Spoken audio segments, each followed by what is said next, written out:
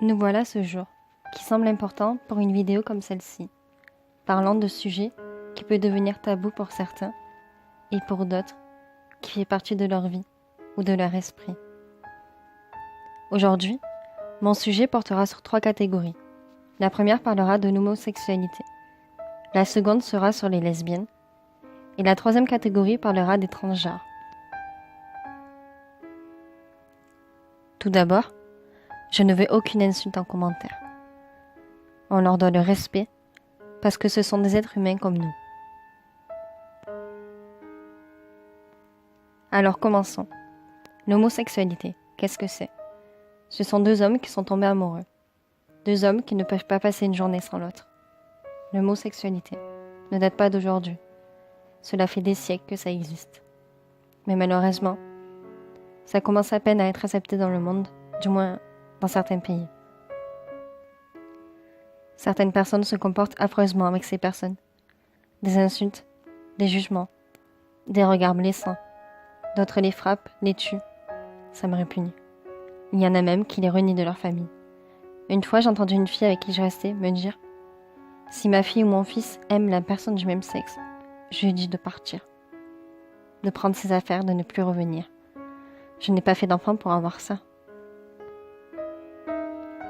C'est triste de penser, et même de dire une chose pareille. Ce jour-là, j'ai failli m'énerver. Je veux dire, ce sont des êtres vivants, des êtres humains comme vous et moi. Alors pourquoi les prendre pour quelqu'un d'autre, quelqu'un qu'ils ne sont pas ?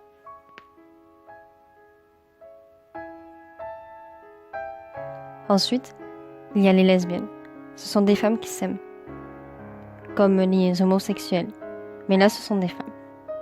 Des personnes qui feraient tout pour être ensemble. Elles aussi, malheureusement, les gens les attaquent sans cesse. Elles aussi ont du mal à en parler, à le dire à leurs proches, peur qu'ils ne comprennent pas, qu'ils réagissent mal. Et à 13 ans comme à 20 ans, elles n'ont pas besoin de ça.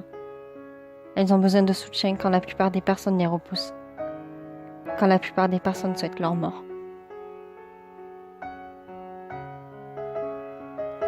Il me semble que c'était l'année dernière. Le mariage pour un couple du même sexe a été accepté. C'est une super progression dans le monde. Un être humain a le droit de se marier, a le droit d'avoir un enfant. J'entends parfois qu'un enfant a besoin d'un homme et d'une femme pour être bien éduqué. Mais vous faites comment quand les 2 divorcent et que l'enfant se retrouve tout à coup sans l'un d'eux ? Alors pourquoi n'acceptez-vous pas qu'un couple du même sexe puisse en éduquer un, puisse élever son enfant comme bien leur semble ? Pour la 3e catégorie, il s'agit de parler des transgenres et pour cela, j'ai demandé le témoignage d'une personne et je la remercie pour cela. Qu'est-ce qu'un transgenre ? C'est une personne née avec un sexe, mais qui ne se sent pas bien avec celui-ci et qui fait quelque chose pour le changer. Comme une femme qui ne se sent pas bien en elle et qui fait en sorte de devenir un homme.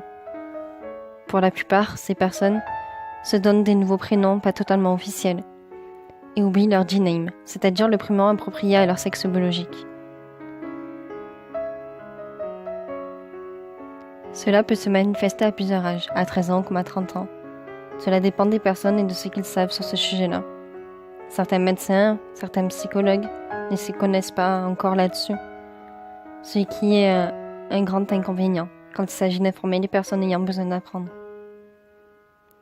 Et cela peut aussi causer un mauvais bilan, ce qui peut amener au suicide. Ces personnes peuvent s'en rendre compte de plusieurs manières. Elles peuvent tout faire comme le sexe opposé, aimer les mêmes choses, réagir de la même manière.